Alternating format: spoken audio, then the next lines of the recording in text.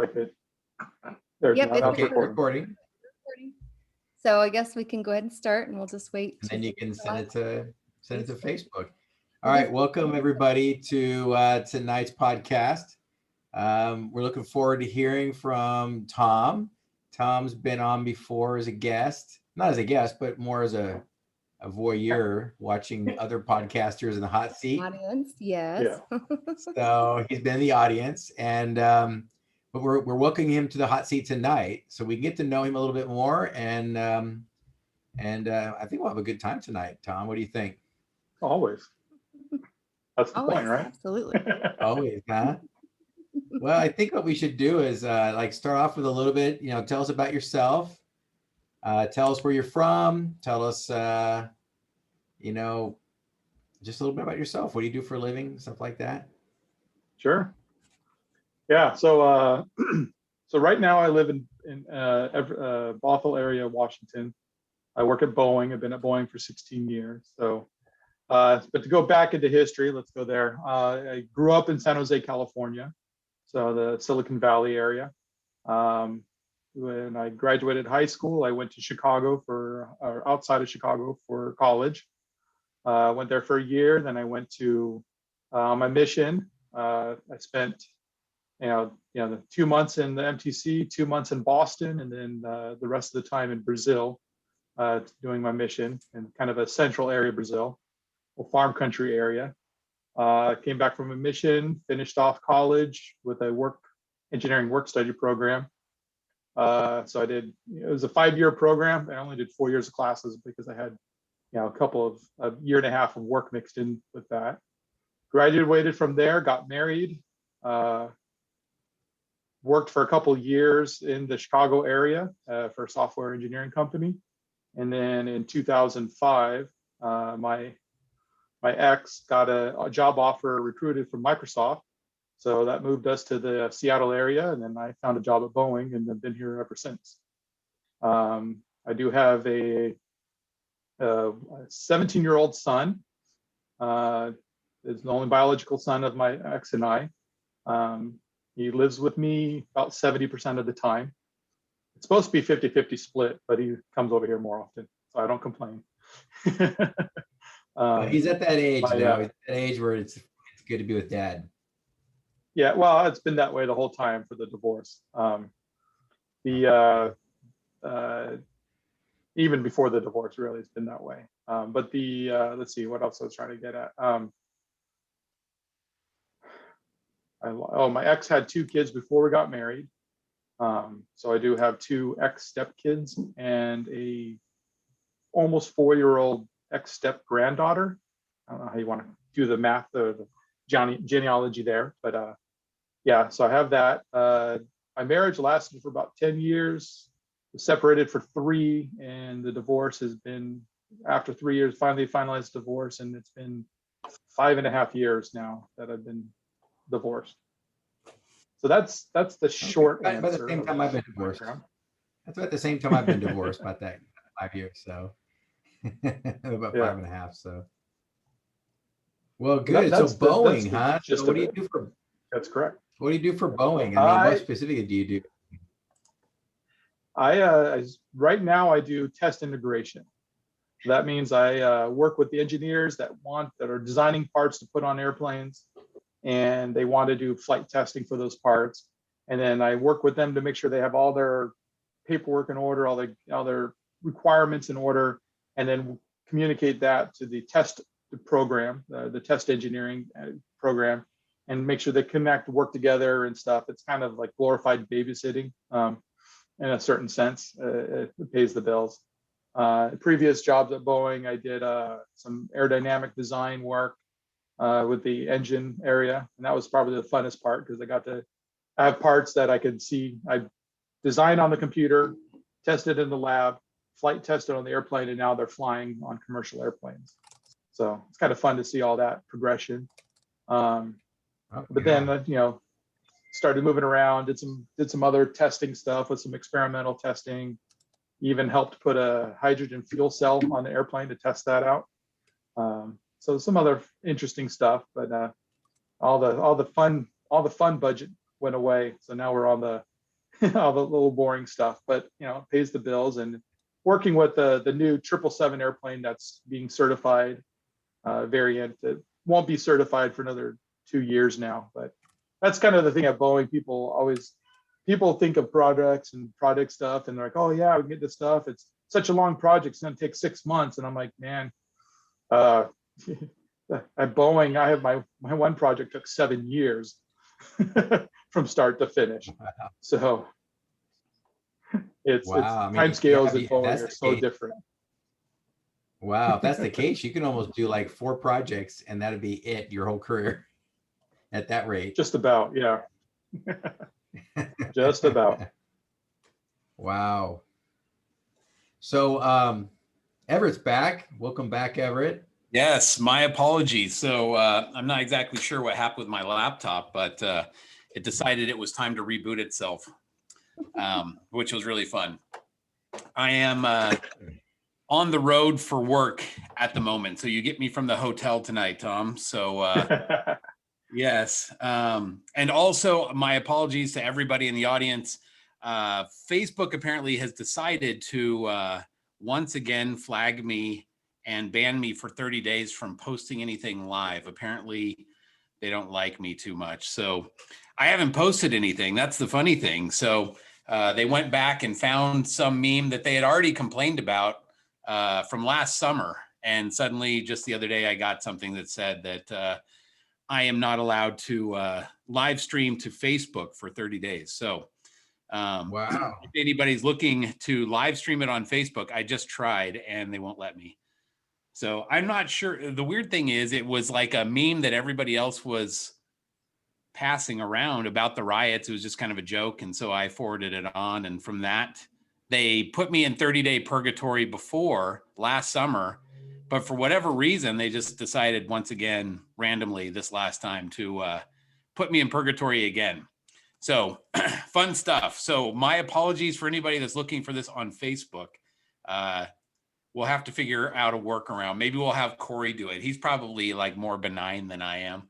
So I don't know how many memes he's out there. No, I'm pretty benign. I mean, I have to watch what I say and do for my job. So I do complain about some stuff, but I do it in a passive aggressive way. Well, the funny thing is, this was just simply a meme that everybody was sharing. I'm like, oh, that's pretty funny. So I just forwarded it on. It was kind of making fun of like the riots and Chaz and all that stuff. And so I just forwarded it to a friend. And from there, it was like, that's it. And somehow they keep going back. My guess is that there's something that they've seen from the podcast when we're live streaming that they're like, I don't really like that too much. So. Hey, guys. Well, yeah, I can see Guys. that. Hey, I'm dealing with it. Does anybody know how to do closed captions on here? Oh, I don't know how to do that. well, I'm not sure. So, Tom, we're totally like interrupting your podcast I here. know, I am so My sorry. apologies. No Yeah. worries. I was. I don't know. Some of those earlier podcasts, Everett, you guys just got really crazy there. So I know, right? So I think it's anything that Facebook determines that they just don't like. And, it's sort of the hunt is on right now on Facebook and these other things. And the funny thing is I never post on Facebook. I don't really say a whole lot. I don't post anything. And so they keep having to cycle back around to this random meme that they've already complained about last summer for 30 days. But now here we are again, like, oh, that's random. But yeah, probably my guess is something in the thing. And there's nothing in our live stream that they can really complain about too much other than the fact that they don't like it.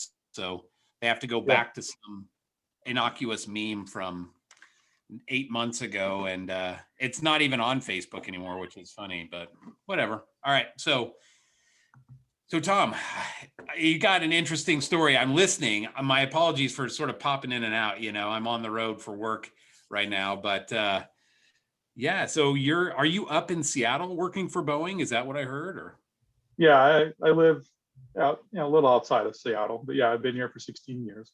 Okay, great. So, it'll be 16 years in April. Were you fortunate enough to live in Chaz for the short, brief period of the nation's history? I avoided that area like a plague, though my sister and her boyfriend did go and actually visited it spent a few hours in the Chaz area. They were excited. He was super excited because he was a Bernie bro, and he was so disappointed that Bernie lost. So I have to make fun of him, but, but yeah, Interesting they've survived. No, it's unfortunate though, because right in the middle of Chaz is the Century Ballroom. It's a ballroom location there. It's like right across the street from the park. Everything was going like just around the corner from the police station, and we used to go there all the time to go dancing. And I'm not sure if that's going to survive the craziness, but it was very fortunately everything was kind of locked down at that time because of COVID anyway. But it was I'm kind of bummed because I really liked that location because they had a lot of fun dance nights during the week with live bands and everything. So probably a lot of people know, but just for those in the audience that may not know what Chaz is, in Seattle, they kind of like sectioned off and took over, I don't know, what was it, like 16 square blocks? Was it that big or? Something like that, yeah. Some part of the city, and they declared itself an autonomous zone. So Chaz stands for Capitol Hill Autonomous Zone, or Chaz for short. And so Chaz was kind of their attempt at creating their own nation, and we don't need police, and we're going to do it our way, and yada, yada. And Seattle let them kind of have it, and until I think, 2 people ended up getting murdered in there, and it kind of became problematic. Yeah. Kind of one of those things, crazy when you take the police out of it. Shocker, people die and chaos ensues, but, who am I to say? Anyways, so I mean, I made a joke about that a little while ago. Yeah. And apparently Facebook still hates me for it. So we can't live stream live tonight because of that. So. Bad. Well, I just posted today, so we'll see if they like my post today. So I was a little frustrated by the whole Dr. Seuss thing, because it just reminds me of like going back into like the 1940s when, not to bring up the Nazi reference, but the Hitler Youth were out burning books that disagree with their ideology, and they were out burning books. And there's a picture from the Smithsonian of all of these Hitler Youth piling books and setting them on fire. And so I posted the magazine article from Smithsonian about the background on book burning. And they had a little reference to it about digital book burning. And here we are, Dr. Seuss, they're saying, well, there's some material we might not like in there, or some caricature or some reference. And just kind of reminds me of digital book burning. If you don't like something, don't read it. And I don't know when the right, back in the 80s, the right used to criticize rock and roll and artists and authors and magazines and Mad Magazine, and used to want to ban everything. And now the right is defending all that, and the left is banning everything. I don't know when that switched, but it was crazy. So we'll see if I get banned from Facebook now from posting that. Well, you are kind of a hellion, Corey. So Right. I bet you're just I am kind of what? You're a hellion. Out there stirring up trouble. That's kind of the same sort of thing I posted. Yeah. And the funny thing is I didn't even create it. I just sort of forwarded it on because some other people were posting. I'm like, oh, that's pretty funny. And I forwarded it to a friend. So it was pretty much like I don't like to get into politics on Facebook or anything. What are you going to do? Like convince somebody like, oh, well, since you put it that way, you're right. Maybe I'm a Republican. Oh yeah. Like, you can never get involved in politics. I like to post thinkers. I like to say, look, they were book burning in the 40s. Doesn't this sound like book burning? Well, now they're taking 6 books off the shelf, at bookstores. They were all Dr. Seuss books. It's like, doesn't that sound like going in, grabbing books off the shelf and burning them? Yeah, it's just a thinker. You may not get banned right away. Mine was I got banned pretty much. Well, not even banned, but they silenced like some of my activity for 30 days. And I'm like, I don't even really care because I don't post anyway. But it's just weird that here we are 8 months later and it just randomly popped back up again. Like, hey, remember how we like banned you 8 months ago for that for 30 days? Well, we're going to do it again. Like, oh, okay. Sounds good, I guess. Yeah, Anyway. I don't know. I just get frustrated with the whole woke stuff. Like, I just get frustrated because I believe in the Constitution. I believe what the prophets say about the Constitution being, inspired by God. And, and then it just boggles my mind that we live in a time where, any little, slight or offensive material now is being called out to, burn it to the ground, remove every symbol of it. Anybody who wrote that book, let's burn all his books. It's just, if you don't like something, don't watch it. I mean, that's what they used to tell us in the 80s. Like, hey, if you don't like the rock and roll, don't play it. Don't turn If you it don't on. like the TV right? show, don't turn it on. Change the channel. And like, now I guess the woke people can't just handle like changing the channel. Well, now they have to call it's hate speech. They have to find a way to spin it so that justifies kind of taking it all down. Anyway, I remember so far off topic.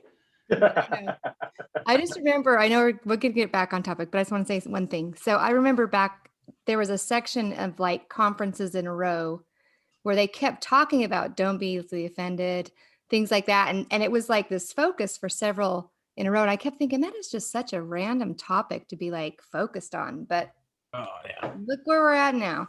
So, I think, well, I think the prophets are inspired because I thought it was weird that the prophet came out, about a year and a half before COVID and said, hey guys, we're gonna do home church. We're gonna cut church from 3 hours to 2 hours, and you guys are gonna do home church. And we're like, what? And there's a lot of people who were like, their minds were blowing. They were like, what's going on? Is the church like getting too like crazy? And then bam, COVID hit. They're like, hey guys, we've been practicing home church, so let's practice it. So I think there's a lot of inspired stuff. And to continue being off track, I have one more thought. So while we're off track. While we're off track, I am looking for we're off track. So I was thinking about this the other day because something that we do in my job is sometimes you don't want to get lost in the weeds. They say you can't see the forest because you're stuck in the trees, right? You can't see the forest with the trees. And so in our organization, we always say we try to do like a 10,000 foot view, like pull back and look at the totality of what's going on. And so I was doing that the other day because there was this court ruling that ruled that the eastern part of Oklahoma is Indian country now. It's Indian territory, and that there was a violation of the treaty back in the 1800s. And so all of that territory now is considered Indian territory.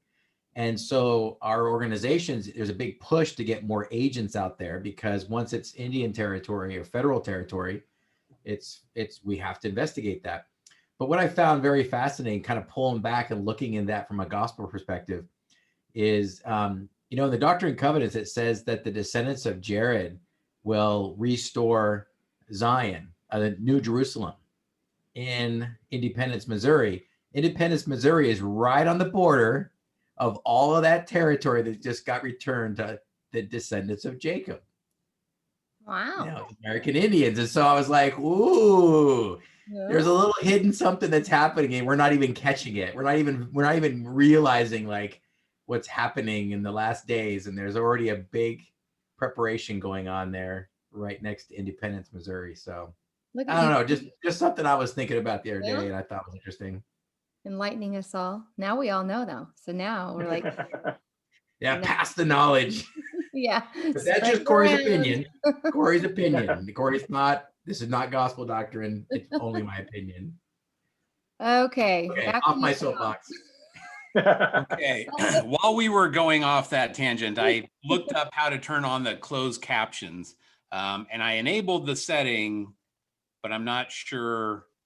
We're going to kind of move on and I might tinker with it a little bit while we're doing this to see if I can get it to work. So bear with us. We'll try and make it work. But anyways, Tom, back somebody wants to put, okay, I'll post that about that so she can read it. I think it's Paul. So Tom, what are your thoughts about politics? I'll get in trouble. Right. Yeah. This will get scrubbed from YouTube. I just I just always follow what President Brigham Young used to say, is that he who gets offended when offense is attended is a fool, and he who takes offense when offense is not attended is a bigger fool. Yeah. So I just try to live by that kind of philosophy and let it roll off my back and don't worry about it. I mean, I've got friends on both sides of the aisle. I got some friends that are pretty strong. Like my sister's boyfriend is, like I said, he was a super Bernie bro. He's like everything, all for Chaz, stuff like that. And yeah, I mean, we might argue a little bit on Facebook, but we'll still sit down, have dinner together, talk and all that kind of stuff. So, I think that's part of what makes life difficult is, I go for a walk with a good friend of mine all the time, and he's a doctor. He's very much, I mean, we should shut everything down, no one do anything, all that kind of stuff, to try to contain the coronavirus and things like that, but we still talk all the time. And yes, we have differences of opinions, we have different things, but it's all about, it's being civil discourse is so lost in today's society. It's in a lot of the younger people in society, right? And it's something that I think is important, that we have to be able to sit down and you can talk with anyone. Like I can be in a room and I can just talk with anyone, whether I agree with them or not. If long as they're willing to talk, I will talk. We can always find something to talk about, whether it's dancing, whether it's football, whether it's baseball, whether the weather, there's stuff, it's not necessarily small talk, right? It's reasonable, good conversations, but people just don't want to do that, right? The second you have any kind of opinion that you lost, then they get off of it. But right. I guess that's kind of my philosophy, which also lends itself kind of to the other parts of life. It's just basically what's happened is people have become tribal, and they're like, well, my tribe is the Democrat Party or my tribe is the Republican Party. And when they just choose a side, unfortunately, what happens is there's good people on both sides. And instead of, as you're saying, having good dialogue and saying like, okay, you've got some points here, but, we're trying to, meet some middle ground, that's quickly going by the wayside. And it's like, you have to take one side or the other or they hate you. And that shouldn't happen. It shouldn't have to be like, you're either with me or you're against me. Like, well, I'm partly with you and partly not in agreement with everything you say. So that's okay. I don't know anybody on the planet I fully agree with, including myself. I mean, geez, I argue with myself in the mirror half the time in the morning. So, geez. Yeah. But I think what's happening is the loudest, noisiest, obnoxious people are on the far right and the far left. And they're the ones making all the noise. And everybody in the middle that's normal are having normal conversations and sitting around and talking about things and saying, yeah, I see your point of view. I mean, I don't buy it 100%, but I see your point of view. And nobody's screaming at each other and unfriending each other. I think it's just the extremists on both sides of the spectrum. I think reasonable people that are somewhere in the middle. And that's why I'm glad the church is always coming out every election and saying, vote your conscience. We don't take a side. We don't back any candidates. We don't back any parties. And I love that, because even in the church, we've got progressives in the church and we've got conservatives in the church. I mean, I know members of the church that are on, the far left, and I know members of the church that are on the far right. And, there's a picture, actually, if you look at the riots, there's a picture of a guy holding a big banner, and it was the Moroni banner. And it was like, for our country, for our God, for our families, for our freedom. And he actually wrote that phrase down that Captain Moroni wrote, and he was on the Capitol with it. And so one of my coworkers sent it to me and he said, I wonder if it's so he said, it looks like Moroni Lanu. So LNU, all capital letters. It means last name unknown in our organization. So we have his first name, we just don't know his last name. So he wrote Moroni Lanu ? But it was funny because we were like, oh my gosh, there's an extreme person, probably from our church, because who else would know about Captain Moroni's declaration? So it was kind of interesting. Oh yeah. Okay, Tom. So we're gonna get back to you on this. So why don't you tell us something that you haven't told us about yourself? Like, or do you have any funny dating stories or just funny life stories you want to share that kind of gives us a little bit into who you are and what your life is like? We could do a few. So I don't really have that many dating stories, and we'll probably talk about that later when we talk more about the whole moving on post-divorce and things like that. But funny stories. I used to work as a bouncer at an Argentine tango nightclub in Chicago. Nice. It was I was still in college at the time. It was during classes, and the owner of the club also taught lessons, and we brought him into our school as part of to teach. We started this dance club, and my friend dragged me in. I wasn't big into dancing. He dragged me in. I'm like, it's like, you got to come, Tom. I'm like, okay, fine. So I go, and I ended up enjoying it because it wasn't like club dancing, right? It's not, your high school dances, everyone's standing around in a circle, like looking like they're lost, right? It's actually structured. There's lessons, there's patterns, and I'm an engineer, so I like patterns. I like, things like that. And so I got into it. So we got the club, and then we started bringing in teachers to teach. So he taught Argentine tango, and I'm like, oh, I love this. It's a lot of fun. And he's like, yeah, I need some people to help. So I went and helped. And so, yeah, I'd be the bouncer on Friday and Saturday nights from midnight to 3 a.m. And we would, check people, make sure they're coming in, if they had alcohol or not, make sure they had all the stuff, and check on people and keep the refreshments going, kick them out and clean up. And so I did that for about a year, and it was kind of cool. I got to use this facility as my wedding reception. Oh, cool. So that was kind of nice. Free venue for the wedding reception. Any crazy people you had to So boot that out? was kind of fun. There's a few, but not too many. The Argentine tango community is, most of the people were 50-year-old couples, and but it was kind of fun because there was a Argentine tango dance troupe. They came and did shows, and so they actually came. So you had all these 20-year-olds that were like phenomenal. I mean, they just like blew the socks off everyone. And the guy that organized it, Carlos Gavito, who's famous in Argentina, he came, and he was good friends with the owner. So he came and gave us private lessons. And so it was kind of fun. Unfortunately, my ex wasn't big into dancing. So when I got married, I lost all my dancing skills. Oh, Trying to work on it again now.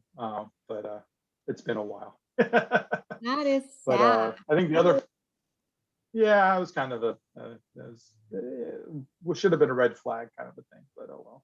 Yeah. That's past is past.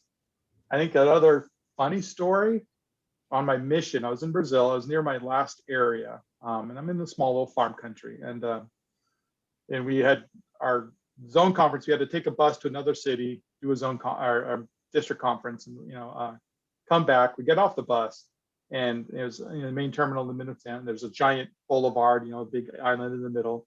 We get halfway across the boulevard, and all of a sudden we hear shots, and we see this cargo flying by. I mean, it was just flying by, and like not too far behind it was a cop car firing shots. Of the guy hanging out the window firing his gun at the guys that were flying down the road leaving the town. And we're like, oh, that's, you don't see that every day.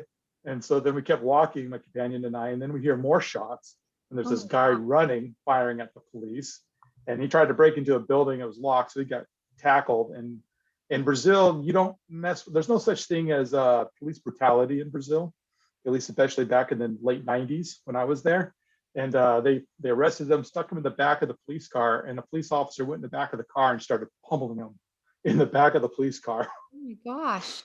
And it turned out it was a bank robbing gang that had robbed a bunch of banks, and they had a tip that they were going to rob the bank downtown in the main plaza, and they caught them in the middle of the bank robbery, and that's what was going on. But So they decided to pummel. yeah, we learned really quickly.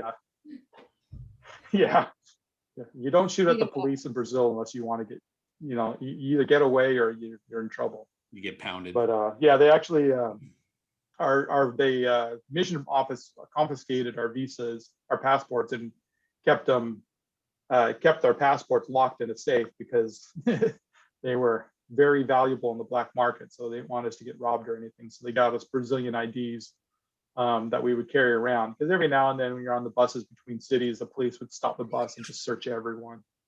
So it's just part of life in Brazil. But yeah, and one other funny story that, and then I'll get off of this thing, but my first transfer in Brazil. So I was in Brazil, I'd been there for 4 months, and my Portuguese wasn't that great. It was good enough to get around.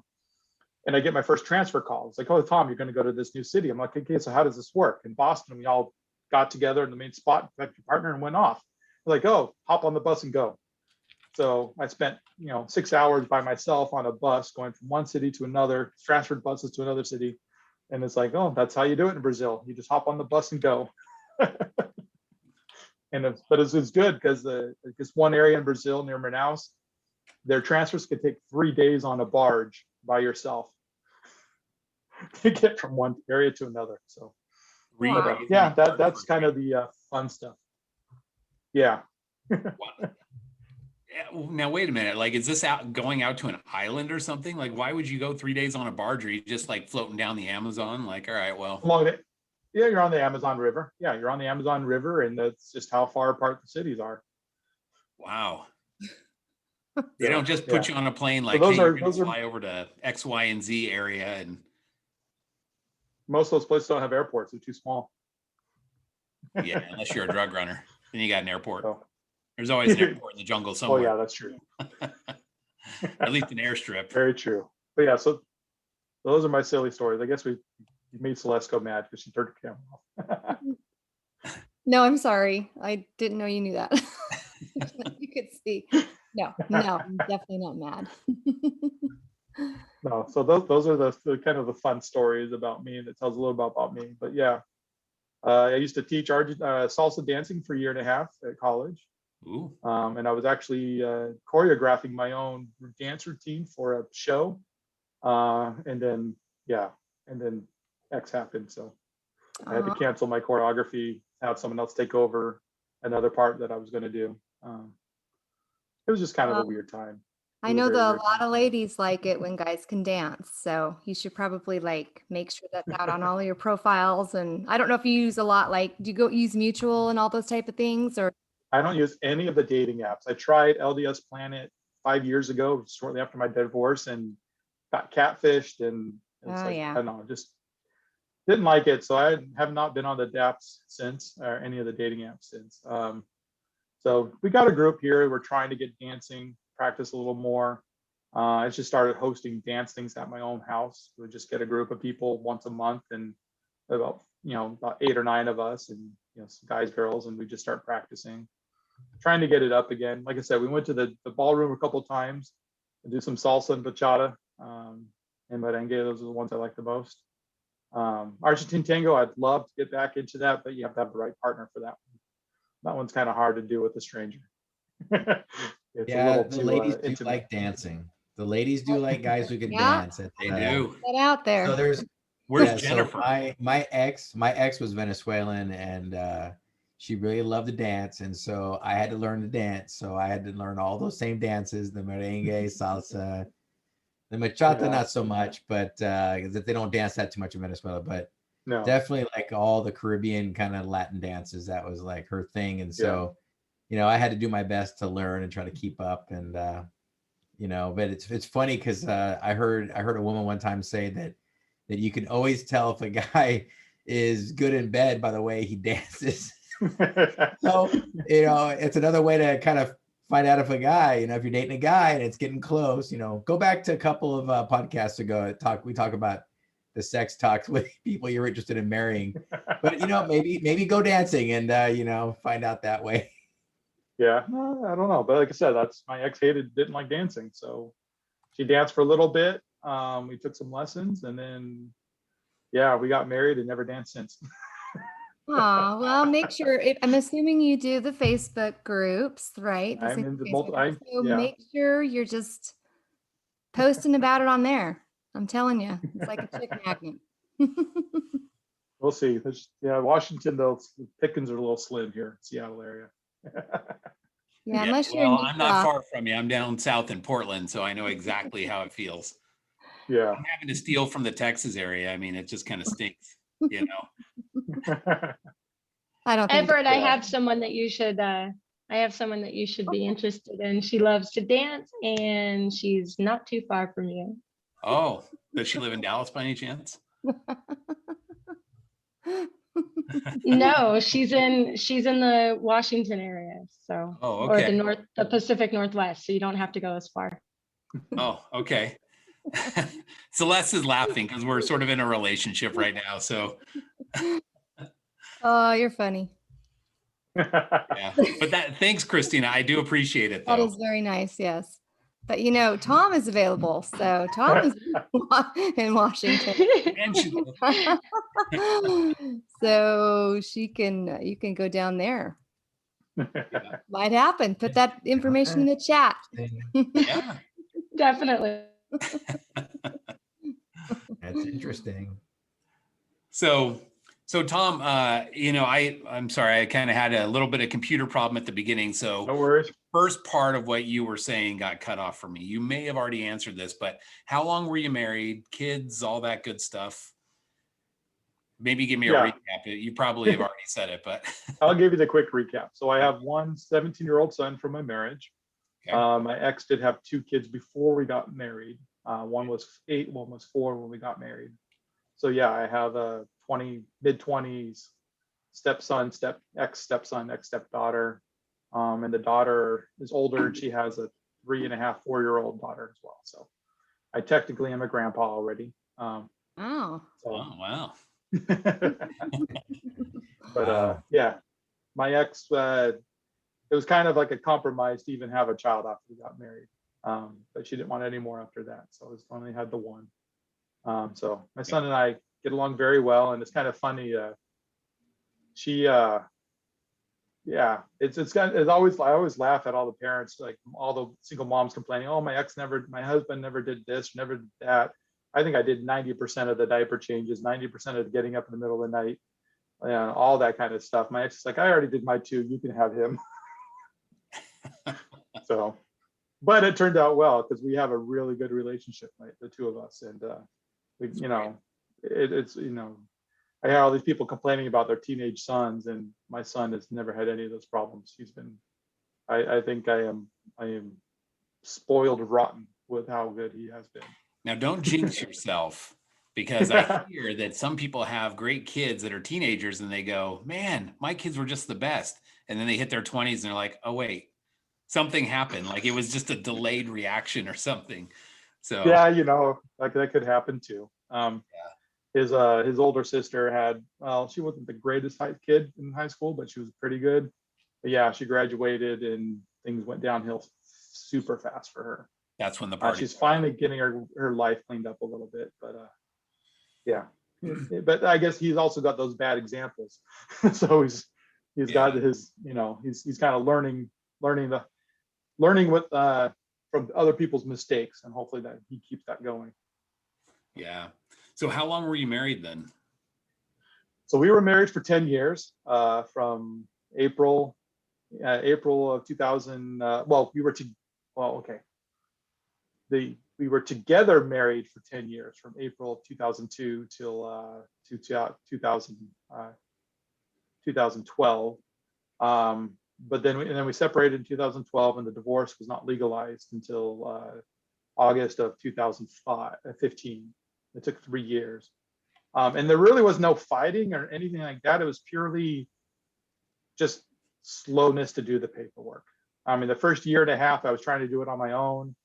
And just like, hey, go, and my ex, it's just, hey, go look at this paperwork. Does this look good? And we basically had worked out a parenting plan already, just on our own. It just naturally occurred. We just, all this stuff. And it's like, oh yeah, she's just like, oh, we'll look at the paperwork this weekend. 2 months later, hey, have you looked at the paperwork yet? So I eventually got frustrated in 2014, and I got a lawyer, which made her mad. But I'm like, I'm sorry, I kind of want to move on with my life. So, and she already had a boyfriend in Boston at the time, and it was going back and forth. So it's like her life was already moved on. So in her mind, it's like, and she didn't really care, right? That there was no divorce wasn't legalized. So I got the lawyer, we got it. It still took a year from the time I got the lawyer till the time we finalized it. And he was so frustrated. He's like, I've never had anyone take this long to respond without arguing. There was no arguing, there's no fighting. It was just not doing anything. So we got it done in August of 2015. And then in May of 2016, I had to amend it because she decided she didn't want the house, and I ended up with the house. So it's kind of a weird thing. Wow. Well, if anybody's giving away free houses and decide they don't want theirs, let me know, because I'm, I'll take Well, one. open it for wasn't charity. exactly free. It Well, was not exactly free.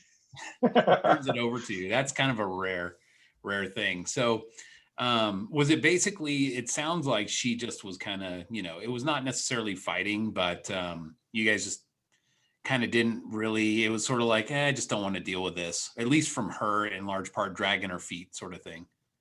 Yeah, it was purely, she just was like, it was not a priority for her to look at the paperwork to try to sign it or anything like that. It was, she had work, she had a boyfriend, she was dealing with her daughter and all the issues that her daughter was having, or my stepdaughter. And so it was not a priority. So, Gotcha. it is what it is, but it really wasn't complicated either. It was just, hey, here's how we're dividing the assets. Here we're dividing the debts. Here we 50-50 parenting plan. No money's being, I mean, I had to give her some of my 401k, but there was no alimony, no child support, nothing to anyone. It was just clean break and just go with your lives and go. But Yeah. and it was very simple in that sense. It just took forever. So I'm always curious, a lot of times when people get divorced, obviously they're at each other's throats for a little while, right? And it's kind of like this real nasty breakup. And so you kind of get a feeling like, okay, well, either one person had an affair, weren't getting along or whatever. But when somebody gets divorced and it's just amicable, like, hey, we just decided to split, it always makes me wonder, well, how do you get to a point in a marriage where you're just like, let's go our separate ways, I'm sure there's more to it. And so you can share or not share however much you want on that. But, Yeah.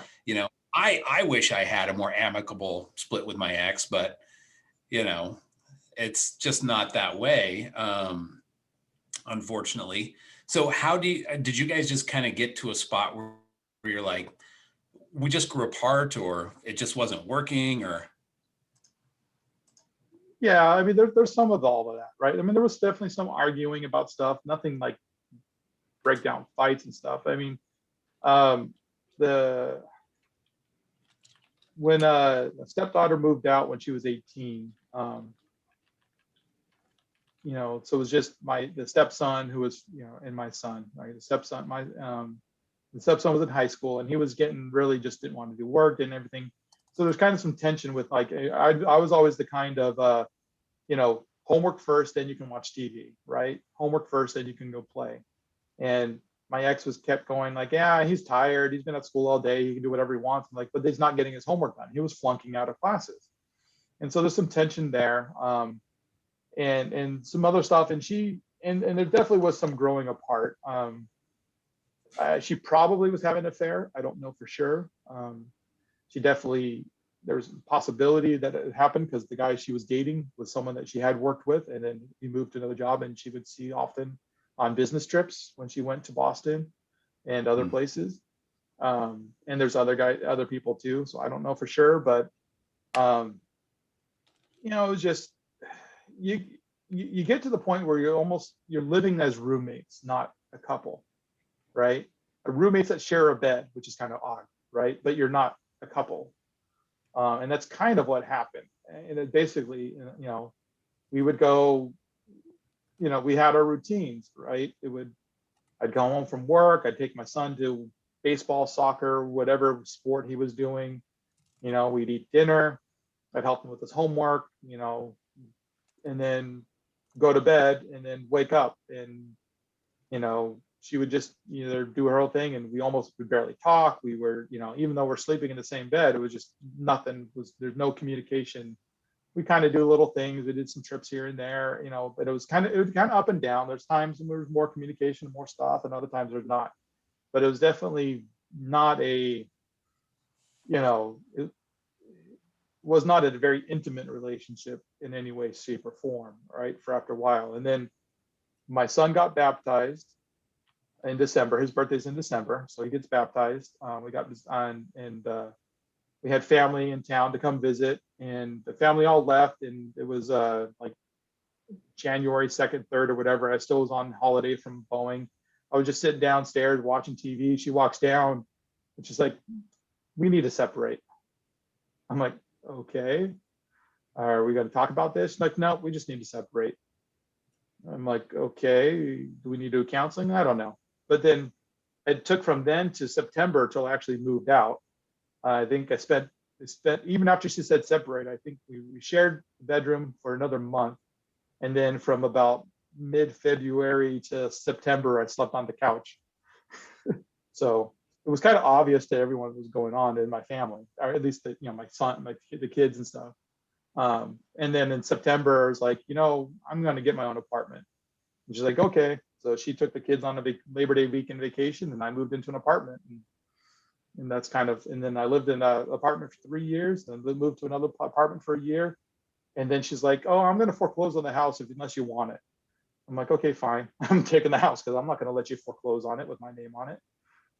So, Wow. But again, it was very, there was not a lot of bickering and fighting and complaining. I mean, there's little complaints here and there, like, oh, you're taking too much time of our son. I'm like, well, then do something with him. Like, she complains about not spending time with him. I'm like, but you don't go to any of his games. You don't go to any of his events. You don't go to his concerts. She'd go to a couple concerts and one game or two, but she wasn't at anything else. And then it's like, and even now, I'm over it now. It's just kind of, washed on my back. But my son, he's supposed to be there 50% of the time, right? And he goes, and like, he's there right now. He actually just left there about a half an hour ago to go to her place. But he'll go in his room and he'll not see her most of the time. And then maybe on on the weekends they'll have dinner and that's it. He'll spend 90% of the time not with her, even though he's technically at the house, at her place, right? And they only live a couple blocks away, which is nice because then he can just drive himself to and from. Makes life easy. Yeah, that's convenient. Yeah. But it's very convenient. But he doesn't. I'm like, hey, did you guys do anything with mom? No. What'd you do? Yeah, I was just in my room, playing my games and stuff. Or every now and then it's like, do you do anything? Yeah, she ordered pizza and we watched a movie. Okay, that's good. Did you talk? No. It's just she's not really that connected in his life for some reason. So it's kind of sad. I feel sad, but I probably overcompensate then by constantly, we go on trips, we do things. I'm the assistant wrestling coach for his wrestling team. I was the coach on his baseball team, assistant coach for his baseball team. We did martial arts for 6 years together. We're second-degree black belts in Tae Kwon Do. We do Brazilian Jiu Jitsu together all the time. So we do all these things together, and it's almost part of it's compensating because I feel like his mom doesn't do anything. So I'm like, I got to do more. The other part is I just, hey, if I'm going to take him to karate class, why sit on the sidelines, and might as well get a workout out of it. So, Yeah. And it's great. Right. There's nothing like doing martial arts with your kids because you can punch them and kick them, and it's perfectly legal. Oh my gosh. I can Is choke that my true, son Corey? out. Corey, do you Like, practice with hey. your kids? My oldest did taekwondo, but my youngest got a little bit into jujitsu with me. But they like to wrestle when they were younger. They like to try to wrestle with me, and they would double team me, but I'd win every time because I'd get like one of them I'd get locked up with my legs and squeeze, and then the other one I'd lock them up with my arms and squeeze, and so they're both screaming, ah! Yeah. So it's kind of fun. No, it's fun. My son, he's been, since high school, he hasn't done as much. It's kind of fun because I'm his wrestling partner because he's a heavyweight. We're big guys, and there wasn't really many other heavyweights, so I ended up being his training partner all the time, which is good and bad, right? It's good because it forces me to keep up with him, and it's bad because then he gets frustrated because I still beat him. Oh yeah. It's kind of good, but yeah, it's really nice to, so we spend all this time together. And part of that though, I think, because of that, I didn't do a lot of dating for a long time because any weekend I had him, I would never do anything social. I'm like, I have my son, I can't do anything social. I'm not going to waste time on a babysitter because I only see him half the time. I'm a lot more lax on that now because he's like hey, Dad, do we have to do something? I want to go in my room and talk with my friends. Right. So, Right. it's a little easier once they're teenagers, but yeah, that's kind of how it happened, right? Everett, it just sort of, we just kind of grew apart. It took a while. I mean, there was a few ups and downs during that time where we probably could have divorced earlier, but we didn't. But it's just one of those weird things where you get to the point where you're just roommates. You're purely just roommates. You don't hate each other. You just don't love each other, or you love each other, but you're not like passionately in love with each other. You're just kind of like, yeah, we're here. Yeah, no, I hear you. Did you guys try counseling then at all? No, we didn't. No, we had done some counseling when we first got married, and kind of because we're blending families and kind of not blending families, but coming in with his wife and 2 kids and kind of working things out. So we kind of did a little counseling then, and that's when she was active in the church. So we did LDS Family Services, but she went inactive not too short, a year and a half after we got married. And so, yeah, so back in 2012, then when she said separate, and I said, well, we're going to do counseling. She's like, I don't know, definitely not LDS Family Services. I'll never use them. I'll think about counseling. And said, okay, I don't care. Whatever counselor you want, we'll go. And no, she just like, nah, never mind, whatever. We'll just separate. So, Well, speaking about counselors, we actually have a special host going to be coming on any second, and she's actually a life coach. Her name is Kristina, and if she would like to come join us, she'll give us a little I rundown of remember who her. she is. Remember her Flameless Fireside. Yeah. Oh, okay, cool. God. Cool. I was there. Good You know, deal. it's You interesting. saw us kick her out of the audience. Right. Yeah. We've had several life coaches on the show, but I think Kristina is the only one that we've had that's actually like been through formal training and certified and all that kind of good stuff. So, Yeah. that's not necessarily to knock the other ones, but Kristina just adds that extra layer, Tina knows what she's doing. She's got Right. some That's I think she's like Right. an HR. She's like an He's HR going to look- guru. Right. So she knows how to work with people because you got to know how to fire them and not let them come back and shoot the place up. So Yeah. If you see you're snacking on anything, though, it may be a big old ball of balut or something like that. So ah, start chowing that down partway through. Yeah. Oh yeah. durian. She likes the durian pie. I've tried the durian candy, but not the entire fruit. The fruit. The Not a fruit. fan. No. I've heard stories. If anybody knows what durian is, it's a fruit. It's in the Philippines, and it Stinks, kind of right? smells like stinky feet. Yeah. Ugh, no, thank you. Like if somebody was working all day, they took their socks off in the house, and you're like, "Woo!" That's bad. Well, Kristina, why don't you introduce yourself? Give us a little rundown about you before we get on the topic. Sure. And happy to be here. I love this group. I've been attending this podcast for quite some time. Had an interesting run-in when I first came on board and got interviewed as well. But I'm from sunny San Diego. It's not so sunny today till probably like next week. I'm also divorced, single parent. I have an 11-year-old who lives with his dad at the moment because of COVID. He goes to school in Utah. I also started my coaching business running into about 2 years now. So the Kristina Peterson Coaching. And as they mentioned, I'm a certified professional coach. And my background is actually in human resources. So my career started at the University of Utah. Go Utes. But I like BYU as well. Since I graduated from BYU Hawaii, I'm kind of like a hybrid for as far as like the universities. And right now I also do HR management for a local nonprofit here in San Diego. So what got me into coaching is really, first it was HR, and then I got divorced and I'm like, I want to do something with my life. And I was like, should I do my master's degree or do a second bachelor's? I'm like, that is so cumbersome. And then I got introduced. It's like, again, I stumbled upon people that I met after my divorce, and opportunities just opened up. I was actually driving from work today and I was thinking, what am I going to share with the group? Because as a life coach, just to let everyone know, I don't tell anybody what to do with their life. It's against my principle to say or tell anybody what to do with their lives, especially if you've gone through like heavy experience like divorce or even just a heartbreak, because there's always a collective energy that everyone shares when you go through that breakup, romantic breakup. There's the feelings, the thoughts, and the actions that you do that goes through it.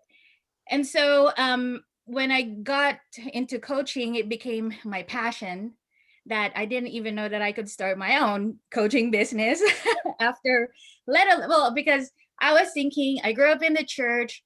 I'm also part of the Asian culture. I'm Filipino. So the expectation is I'd be a doctor or a nurse or a lawyer. That's what my family wants. But here I am working in HR, and then all of a sudden I'm in coaching. And my parents are like, so is this something you really want to do? How about you look into some courses or get a set? I'm like, I'm tired of setting. I just want to do something. And I realized that after I got divorced, there was just like an aha moment. I'm like, oh my gosh, I can make a decision. I can be whatever and whoever I want. But it didn't come easy because, of course, I have to go through the pain. I have to go through the process of divorce. And there's some trauma. And I was like, do I do coaching? Do I do therapy?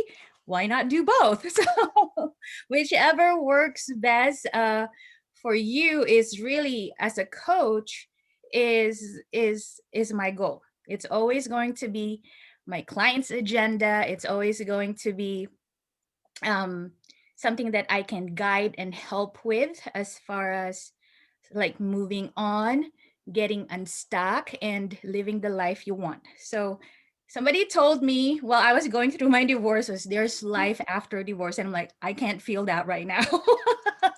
But truly after some years, and if you put it in a context of years, that may sound like such a long time, but years actually go by really fast. And what you do, what you decide, you create that awareness for you, for the other people around you, for the world that you live in, makes an impact as to how you're going to be tomorrow.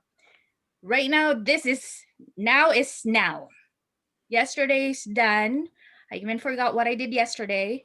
I'm not sure what's going to be tomorrow, but I'm here in a podcast showing up for everyone. And hopefully we can provide value by using Tom. By using Tom and his story. So you're listening to his divorce story. So what would you normally do? Like if he came to you, what kind of scenario would you do with him? Like what would you do? Yeah, that's a very wonderful question. So for example, I would we'll make of course, like a discovery call and see if it's going to be a good fit for us. We don't want to work with anybody who's not ready. And I can't tell anybody that you're ready to be coach or you're ready for therapy, So if Tom comes to me and said, hey, I want to be coach, I don't know what it is. First thing I want to ask you, Tom, and this is a real question too, is what do you want to focus in your life? Either today or tomorrow or this week. What is one thing that you'd like to focus on your life?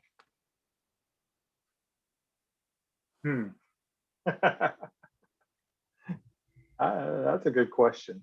I don't think too much about that. In terms of like what aspect? Anything or specific or anything you want. That could be family, that could be a relationship, that could be career, that could be like anything you want.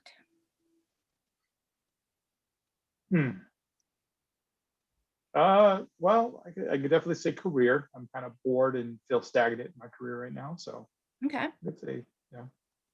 So with your career, what specific goal would you like to achieve? That's been an ever-changing subject. For a while there, I was trying to get into management. Still kind of look at it at times. Boeing has a very you're either a manager, you're not a manager.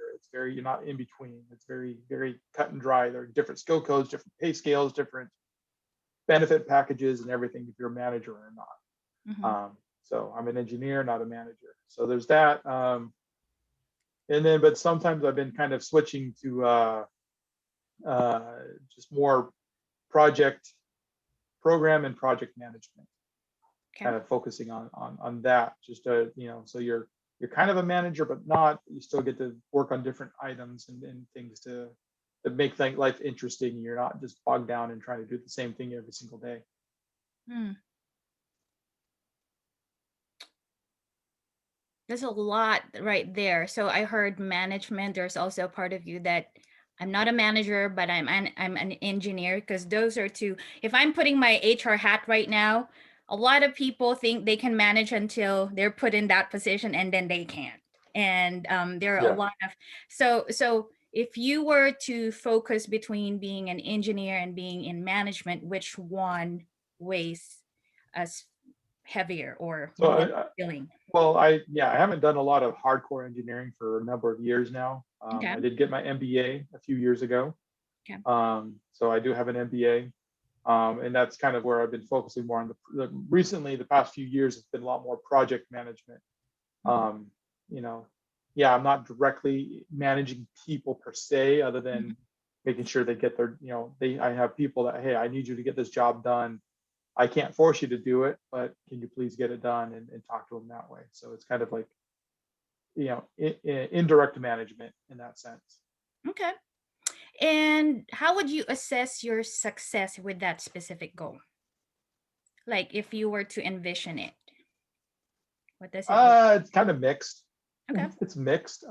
There's been a few times have been really good, and other times not so much. Just part of it's just the projects that, for a while I had some really good fun projects to work on, and now my manager's happy with me, so he thinks I'm doing a great job. I just feel kind of stuck and bored, and Uh-huh. it's not exciting right now, but that's just kind of the nature of the work and everything. And as I was telling Everett before, and Corey before, like Boeing is very slow. It's a very slow company where Mhm. things take years to happen, not months. Mhm. Or projects take years to accomplish, or I've been working with this group to do this test. This test originally was supposed to happen back in September, and we're hoping to start it in 3 weeks. So it's just things that just keep sliding and just keep moving, and that's just kind of part of the nature of Boeing. Yeah. And that's just kind of why I Okay. feel kind of bored and stuck. I see. And I just want to acknowledge the fact that when you mentioned the word fun, it kind of boosts a little bit of a spark. I wouldn't say boost, but spark of energy in that. So kudos to that. Sometimes that's something unconscious that people would do, and I think just acknowledging that there's that part of you that longs for that is very important. And so my next question is, why is this important for you to explore career? Well, I think it's important because I know I'm going to be working for another 20 years, Okay. unfortunately, at least. It's just part of life. You live in San Diego, it's not cheap. And I live in Washington, it's not cheap. Mhm. I'm going to be paying for college soon for a kid. And so, and I just don't want to, yes, I know work is just to earn money and to pay for stuff, right? It doesn't have to be my lifelong passion or anything. It's a job, it pays the bills. But if you can have some fun while you're at work, it makes it a little more enjoyable and a little nicer of an experience than Absolutely. being completely brain dead the whole time. So, That's true. That's wonderful. Again, you mentioned the word fun, and some say that if you love what you do, then you never have to work in a day. And that's true for others. And sometimes there are some that just goes through the journey of finding what they're passionate about, or accepting that maybe this is going to be not long term for me, but I can do something about it. Again, there's the freedom of, they say like the greatest freedom is the freedom of choice. Every day you go to Mhm. work, you get to make a choice whether you enjoy the job or walk out or quit, you know. So those Right. are the options. And so what do you think you need to address or resolve to meet that specific goal? That's a good question. I thought about getting a PMP. Boeing doesn't care about it, but it would help if I left Boeing. Yeah. But leaving Boeing, it also has its own complications because, Mhm. I have a pretty sweet job, and Boeing has really good benefits and pay. So, I've taken some classes. I've moved around. I've talked with managers. I've moved jobs a few times.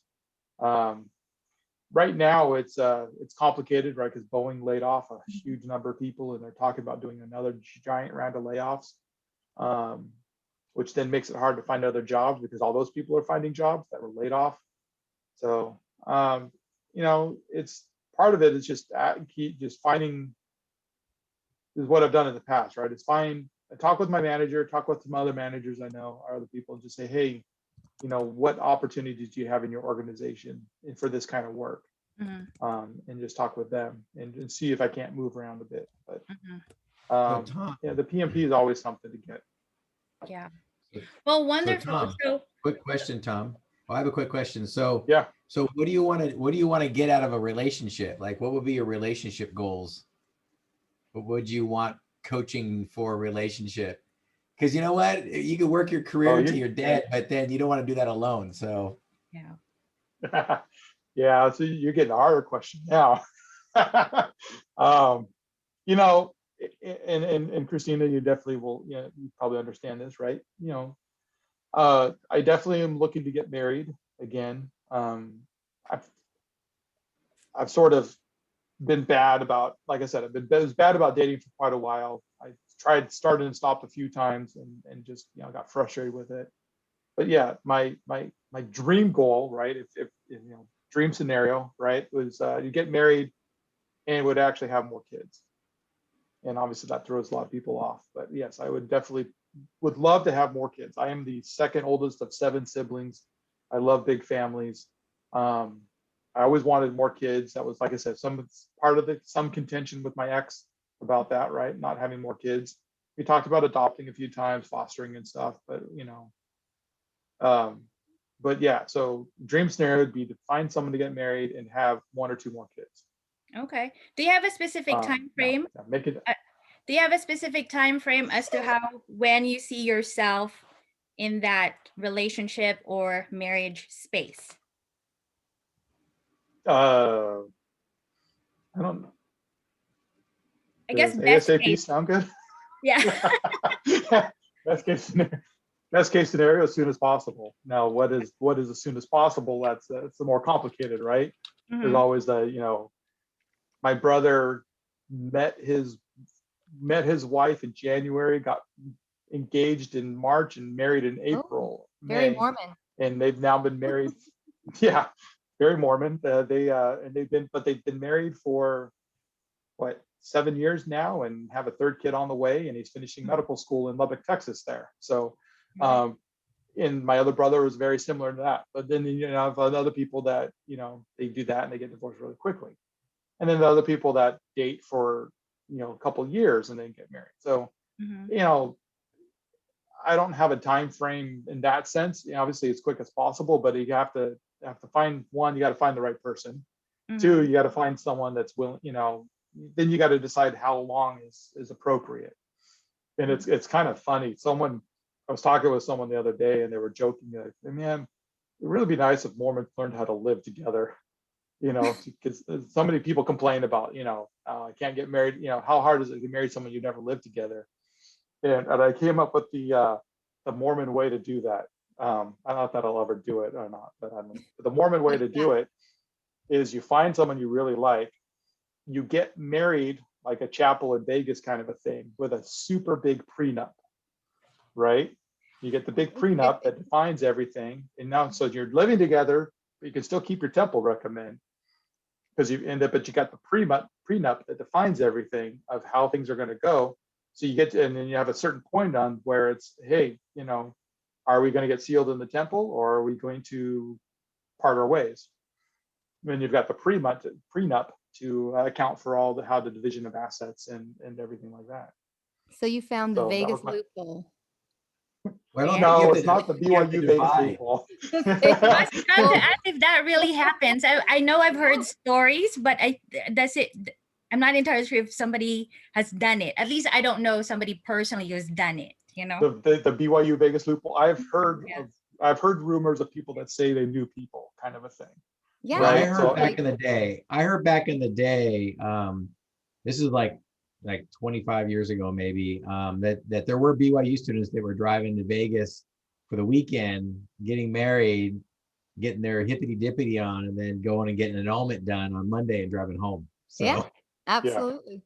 Yeah. No, yeah, And- this is not that, because this is you're actually you are agreeing to get married, and the purpose is so you can live together to Mhm. get to know each other better, right? And then decide if you're willing to get sealed, right? Because that's definitely, if I get married again, the goal would definitely also to be sealed to that spouse, because But my that ex, route like I said, would entail a divorce, right? Whereas the route Corey's talking is just an annulment, right? So Yeah. So an but that's why you have annulment- the prenup. Yeah. That's why you Well, have also- the prenup, right? there's no asset division if it's under a certain amount of years. So any assets Yeah. you bring in pre-marriage is still yours, and any assets she brings in pre-marriage is hers. And then if you guys happen to buy a house in that first year and then get a divorce, well, yeah, you got to split the house. You got to sell the house and Yeah. split the assets. But No, wait, anything is you But that anyway, true? that Is that that true was in just every my state? silly. Yeah, I you might- bring in pre assets or every state pre assets. That's just contract law. If you already owned a house and then you got married for a year, she can't say, well, I get 50% of the house. It's like, no, that was pre-marital asset. So that's Yeah, I mean, there's all that stuff. Like I said, it was just my silly thought on someone complaining about Mormons not being able to live with each other before marriage. I was like, Right. well, you can joke around with that, but yeah. So back to your Yeah. other point, huh? I think there's a lot of like creativity going on. I've seen a lot in the Facebook groups where they're doing these like long distance marriages, or they're like just like doing what you're saying, like little test runs. And I guess they're just becoming creative because it can be difficult. Yeah, Well, I think but it's a struggle. It's a struggle too, because we talked about this during our sex ed podcast about like the big fear is that we're supposed to stay chaste, right? When we're dating. And if you are going to stay chaste, like if you decide that, okay, well, we're going to get married, and then you go to your honeymoon night, and then there's like some freaky deaky thing happens you didn't know about. And then you're like, oh man, now I'm stuck in this relationship, and the person, doesn't like sex, or something freaky happened, or, they're into kinky stuff or that I don't really like. I mean, you just never know. So some people are kind of saying, yeah, don't get married right away in the temple, get married, civilly, and just kind of give it a good test run, I don't know. So which Just I'm gonna piggyback on that thought. So if I were to remove my Mormon, I guess I'm out of Utah, Mormon hat, and not imposing judgment on ourselves when we make certain decisions, whether let's say you get married in Vegas or you get married civilly, and maybe this is a more of a group question as well, like how does that look like for you when you live a life without judgment, without asking anybody's permission to live the way you want to live, or living a life without putting yourself in a box so much that it hinders you to move forward? Of course, we have values, we have church beliefs, and that's all personal. But how does that look like for anybody if you were to just live your life the way you want it? and that's always a tough question, and there's always those memes or those jokes, right? The hardest person to date or to get a relationship with is someone who's been single for too long, right? And especially if so yeah, I've technically been single for 8 years, right? 5 years legally, it's 5.5, right? And yeah, you're right. You think about that. Like I got my little routine about how I eat dinner every night, how I get ready for work, or the bed I sleep on, or I enjoy. There's all these little things that you're like, now I got to build a relationship. How do you integrate that with someone else again, right? And that's always a tough thing. Part of me, you know,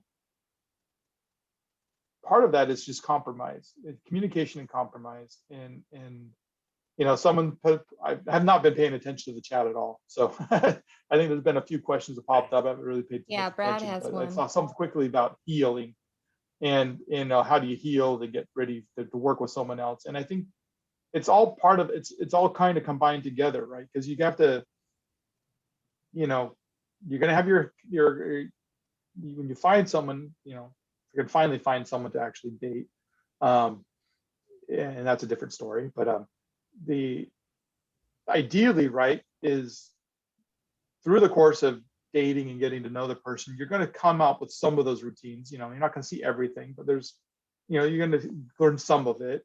And then it's just about, you know, if you really care for the person, you're going to try to make them happy, right? Because that's what you want. You know, when, you know, the happiest times of my marriage is when I did stuff for my ex and she really loved it, or some people I dated, right? That was some of the happiest times, right? Is just, you know, just doing stuff to make her happy. That made me happy. You know, and it's, you know, and it's just because that's just what I like to do. I like to do stuff that make people happy or content, or, you know, service or things that make them happier, right? I like doing that kind of stuff. And so I think, you know, to find the right person, then yes, there's some routines I have, but it's really nothing that I can't change, because it's not going to kill me to change it. It's just stuff, you know, hey, all right, now I got to make sure, you know, instead of taking a 20-minute shower, I probably should drop it down to a 10-minute shower, right? You know, simple things like that. You know, I have an unlimited water tank, so I can take it a 3-hour-long shower and still have hot water nonstop. It's awesome. Tankless water heaters are awesome. Free water. Yeah. Yeah. And then we live in Washington, where water is really, really cheap. Yeah. That's all. Gas isn't, but water is. So, yeah, exactly. But anyway, you know, but that's my opinion, right? So yeah, there's all these things that you're going to run into trouble. There are always things that are going to be hard. But in my mind, again, if you're communicating properly and you're working through, any of that stuff can work out, unless someone is so completely psycho, the man or the woman, right? I mean, there are definitely some weird things out there, but hopefully you can figure that out before you get married. Mm-hmm. That's my opinion. You guys can give yours. So I think, you know, I totally agree with you. The longer I am single, I'm gonna be honest, like sometimes when I don't have my kids, I'm like, I wear my t-shirt, I kick around in, like, you know, my choners, and I'm like, you know, I rule the house. I can do whatever I want. I can just be like doing laundry, hanging out in my G's, and, like, you know, totally relaxed. Mm-hmm. It's a different story to just like give up, for guys especially. I think the whole house becomes my man cave, right? Minus when my kids are there, then they own the house, and it's like more about Barbies and everything else. I'm like, well, okay, there goes my man cave. But this is something that I think about from time to time. Like, I kind of like just being able to come home, and after work, nobody's there, right? It's quiet. I can just sort of shuck off everything, and like, I'm going to just chill out on the couch. And as Celeste knows, I fall asleep for, like, you know, sometimes 5 hours or however long, you know. It's great. I love being free to just do what I want to do. And so there has to come a point where there's that sort of push to get into a relationship that's going to make somebody want to be in a relationship more than want to be single. Right. And at that point, you're going to have to figure out what you want more. And I think at the beginning, getting into a relationship is going to be easy. The hard part that I worry about is on the flip side. Once that honeymoon's over and you're kind of like, gosh, I kind of sometimes miss those days, you know, when I could just come home and sit on the couch and all of that. And it was easy. Do you know what I mean? So even though you're making those sacrifices, I don't think just because you decide to get married, it's going to go away. You might suppress it for a little bit, but it's almost ingraining in us, right? And the longer it goes, the more difficult it's going to be to fully adjust to that. And I think with what everything has just everyone just shared, being single is not a tragedy.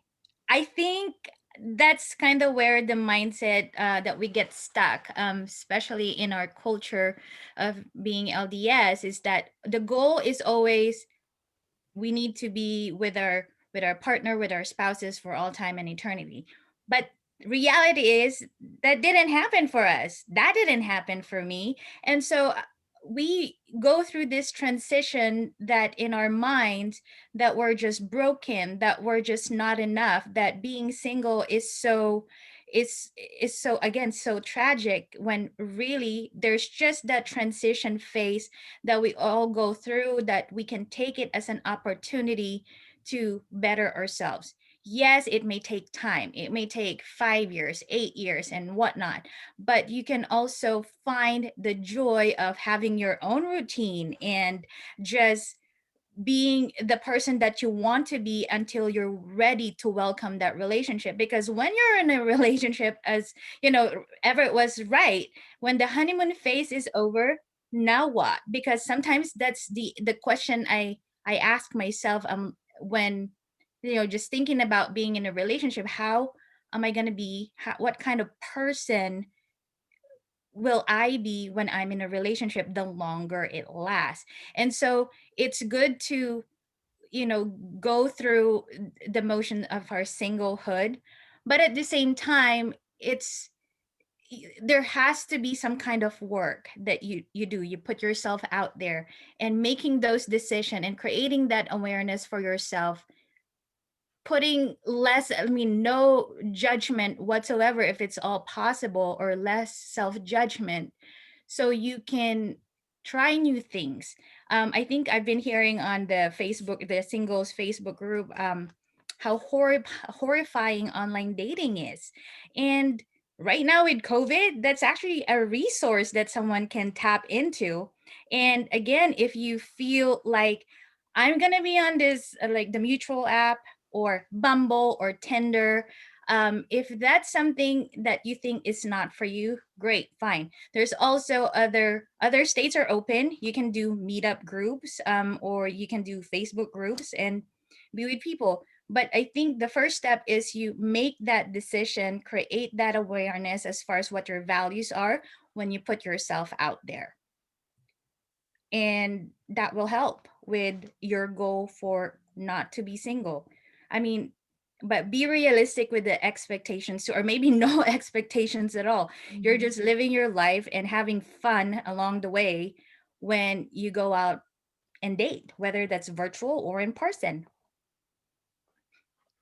Yeah, I mean, that's where there's a lot of technology out there. I mean, there's Messenger, has a little video conferencing feature. You can get on and conference with people. There's WhatsApp Messenger, has video features with it, so you'd have to, coordinate that. But I mean, I agree with Everett. It's tough. The longer I'm single, sometimes there's like, and I'm like, wow, I could watch football, nobody's gonna complain. Yeah. I could get takeout. I could get into my pajamas right when I get home from work at 5, and nobody's gonna think I'm a slob. Well, pajama bottom. Hoodie. Those are his jammies. My onesie. I gotta get my onesie on. Right. Corey, it sounds like you're married to the wrong person. Why could you not come home and get into your onesie? No, but it's one of those things. But you're right, Kristina. At one point, you have to decide. And that's one thing I think that people always forget is it was hard work our first time we got married, right? It wasn't easy. You still had your routines, right? Even if you were only 19, 20, or 21 at the time, you still had routines, you still had items, and then you still have to grow because you didn't all of a sudden now things change, right? You get married, all of a sudden you still have to live together, figure things out. You got to figure out jobs, you got to figure out cars, and boat or houses, and then the kids get in the mix, and that really then starts complicating things, right? People thought I was crazy, right? I get married right off the bat, and I already had a first time marriage and I already have 2 kids. It wasn't that hard because, like I said, I was the second oldest of 7 kids, and my youngest brothers are 14 years younger than me. So I was already partially a parent at that time anyway, right? and it was kind of funny. Even before I got married, I had my ex had some issues with babysitting, and I ended up taking one of the kids with me to my college classes. I'm sitting in there, and it just blew people away. But they already knew I was kind of odd because I was this 22-year-old in classes with all these 19-year-olds. I always thought it was weird anyway because I went to a small school. There was my class year in college, my freshman year of college, there were 6 other members in the church of the whole school. And so it was, it was kind of an oddity, right? So then when I come back from my mission, I was like a weirdo. There, I'm this 21-year-old sophomore. It's like, what's going on here? So, as I was always kind of the odd one out anyway, but it was great for the clubs because I could go to the clubs and they couldn't. Yeah, I mean, but it just, you learn to it I think what people forget is if you have a strong desire and you truly love the other person, you will do things, and it's not a sacrifice. It's just how you show your love for that person. And I know some people on here have read the Greg Bear books, Real Love, and there's those Real Love discussion groups and stuff. And some of the stuff he says is great, some of the stuff he says is kind of weird. But again, it still comes down to showing true love to the other person, and you're willing to do that. And when you're willing to, and when both partners, the husband and wife, both really want to show that true love to each other, then it doesn't matter what your oddity routines are, right? If you'd love to be in your onesie at 5 p.m, who cares, right? It's not like you're not hurting anyone, you're not making anything bad, you're not just, you're just, that's what's comfortable. So that's great. Well, go for it, right? It's when people start getting upset at the little things is when things go wrong and things become complicated. Yeah, this brings up Brad kind of posted a question here, like, don't you desire to have somebody? And it's sort of interesting because you see this a lot in the Facebook groups where people get divorced and there's like this void, right? They just feel like, gosh, I know for me, it was really hard because one of the things I really like to do when I was sleeping is I'd like to just reach over at night and just feel her next to me. And then it was okay. Like I could wake up in the middle of the night, I'd just sort of reach over, feel her there. And it was just, there was something comforting about just knowing she was there, right? And so it's naturally kind of this feeling of wanting to replace that when that's gone. But what I see, yeah, absolutely. Yeah, I see people just immediately jumping into, I've got to replace it. And I've got to like get that right away. And instead of taking a moment, figuring out, hey, I'm going to do some work for myself. I'm going to have this time to work on whatever I can work on and get ready. I sort of see it as like, it's this moment to kind of be alone and kind of reconnect with yourself, with Heavenly Father, whatever you need to do to prepare. But it's almost like you got to sort of know that balance of like, don't stay there too long because then it gets real comfortable, right? But I see all too many people who just want to skip that step and jump right to the prize instead of doing any sort of work, getting themselves ready. It's like, I just have to replace it now. I don't think that that's necessarily a healthy thing. Maybe for some people, that's the appropriate way to go, but I haven't seen a lot of that on there, mostly just people who seem sort of desperate from their last relationship to just fill the void rather than heal first and then naturally let things go into a healthy progression. Does that make sense? Yeah, you're just one rebound after another. Well, that's where like this divorce statistic just keeps coming in, right? A second, a third, a fourth, a fifth, however many, you turn into the, who's that famous actress that's had like 9 marriages or something? Liz Taylor. Liz Taylor. Yeah. Gosh. Yeah. Well, she did. She Lived was a always life. jumping in. She was always jumping into relationships. But yeah, I think, there's that old saying that says, for every year you were married is every month that you don't date anybody. Like just date yourself, like get to know yourself and heal. Like if you were married for 20 years, you probably shouldn't date for 20 months. And to find yourself and to go out and explore, things you like to do and reconnect with your old hobbies and old friends. And then, when you feel like you love yourself and you don't really need somebody in your life is when somebody will show up. But when you're so desperate, it always reminds me of that Tommy Boy, movie when he's like, oh, my pretty pet. And then he's like, I killed my pet. It's like I killed my relationship. I was so eager for a relationship that I just crushed it. Yeah. No, there's a lot of truth to that. I mean, people get it's almost like they're just so out of their mind as far as like, okay, I found something and it's going to fix that and it's going to like fill that void. It's like, well, have you really healed to the point where you know exactly how to fill that void rather than just shoving something in there and saying like, oh, this is good, And I would be the first person to say I've been guilty of that, where it's just like, oh, cool. I need a rebound relationship. I need to fill that missing piece. And yeah, that always goes over real well. So. And I think it also goes back again to why the question is of why is it important to you blank? Why is it important to you to date? Why is it important to you to be married by next year, or who knows what your timeline is? Why is it important for you to be in a relationship if not marriage? So once you're able to lean back to and answer those questions for you, then little by little the healing happens, the baby steps happens as to what you can do, what you can decide to do. Again, it all goes back to our choices to move forward. It's not the easiest, it's not always a straight road. It's going to be the squiggly lines, and it's okay if you go through that, but the most important is you kind of want to see what your bigger picture is, your big whys as to why you're doing X, Y, and Z. Yeah. So what would you suggest? So I think that one thing that I've noticed on some of these, well, on all of the Facebook pages, is that people aren't very self-aware. Like they really just don't even know what they want, what they need, what that they're capable of, if they're even in a place where they should be looking for a relationship. It seems like there's a lot of broken and hurt people out there that want someone to come into their life to fix them. And I have to think that maybe you got to be somewhat repaired before you step into a relationship of sorts.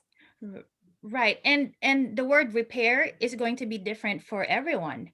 My repair is different from you, Celeste, or for Tom, or for Corey. It's going to be different for everyone. So it's how we define the healing, the repair, the moving on, because again, we may have a collective energy and feelings towards it, but it's going to be our own process. It has to be.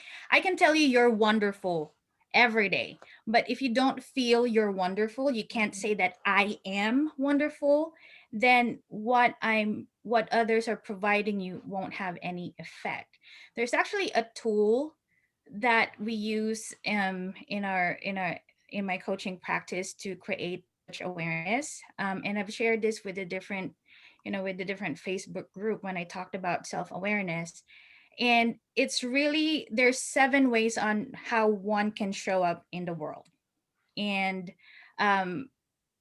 it goes through like the victim mentality, the antagonist. Are you just the kind of person who just accept for whatever it is what it is? Are you that type of person?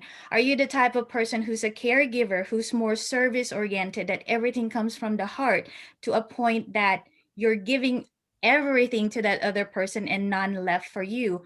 Or are you the person who thinks that on a good day it's always going to be a win-win situation, but you get paralyzed with all the options that you have?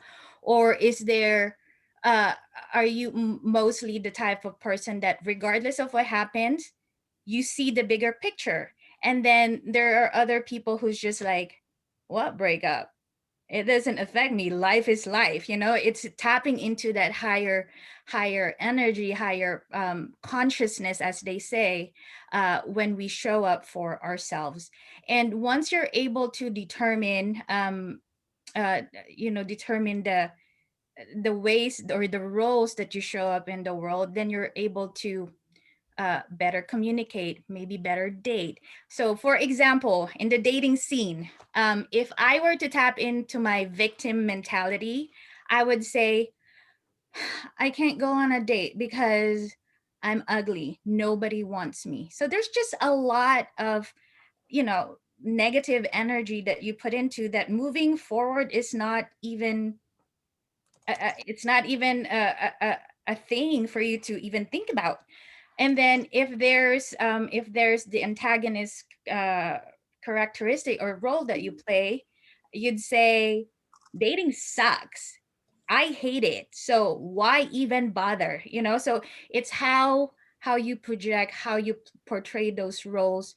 Even, and it doesn't have to be, you don't even have to be in that role for like a long period of time, because it fluctuates. You can come into work feeling like $1,000,000, and then by the end of the day, you could be so drained. So understanding the roles that we play, or that we portray, will help create that awareness.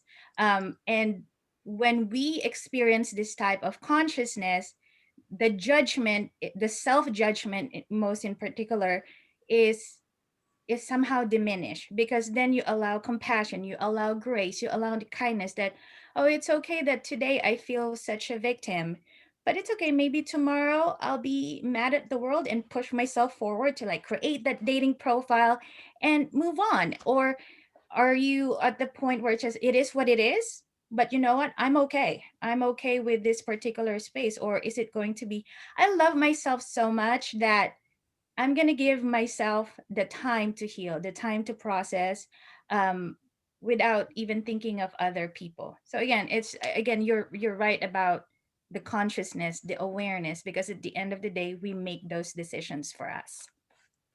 Well, I think also people put too much pressure on, this, like I see comments on the Facebook stuff like, I'm looking for somebody to make me happy or to show me love or whatever. And it's like, you're putting all the onus on the other person. Like, Yeah. I mean, I was in a relationship where like there was this unknown level of measurement that was never defined, never shown to me.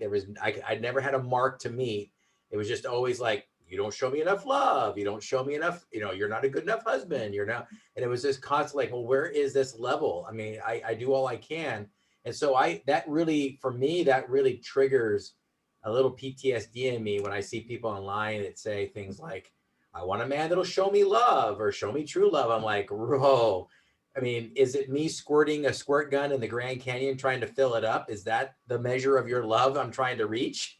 Or is it, so I just don't like when there's arbitrary, like, you need to meet this magic mark of love. And then when it's met, then, we'll get married. It's like, I think you have to have that self-love, and you have to say, nobody's going to make me happy. I'm not expecting anybody to make me happy, and I'm not expecting anybody to show me any kind of certain love level, for me to say, okay, I have worth. So just my 2 cents. Yeah, usually those comments come with sort of a backhanded swipe at the opposite sex, So like, gosh, it sure would be nice if a man would actually step up and honor his priesthood and take a girl to the temple or something like that, like implying somehow that guys never do that. Or, I see the same sort of thing coming from the guys towards the girls too. And anytime I see those, it just speaks that there's still some work that individual needs to do that's healing and sort of moving past that. Because if you feel good about yourself, correct me if I'm wrong, Kristina, but I don't think if you're in a space for yourself where you feel good about your own status and your own life and everything else, you just don't feel the need to take those little swipes at the opposite sex. It just isn't a part of you. You don't have that bitterness of like, yeah, girls just all they want is like to get married and then dump a guy and use him as a bank account or something like that. All these little remarks you see online, that Right. kind of goes away. So Absolutely. And I'm going to share a personal experience. So I'm going to be not a life coach. I'm just going to be Kristina.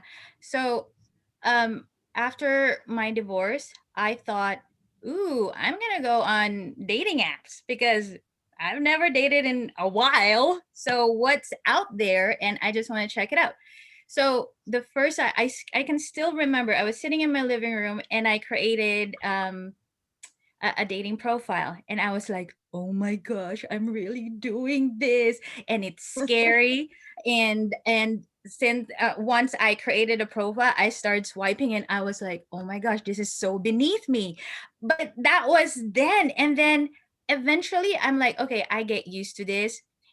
I learned a lot of things along the way. And in the 2 years that I was dating, so I was 35 at that time, and I told myself by 38, I'm gonna be married. So I'm like, I'm goal oriented, you know, and I'm 38 right now. So like the timeline, but the timeline could have worked had I done the work for myself.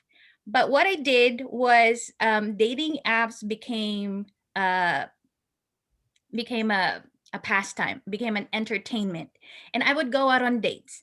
And when somebody asked me on a second or a third date, I tend to retreat. And I'm like, this is a cycle. Something is happening that I'm welcoming these good connections the very first. And then the moment we get to a second or a third date, I'm like, I can't do this. I can't do this. It's a lot of anxiety.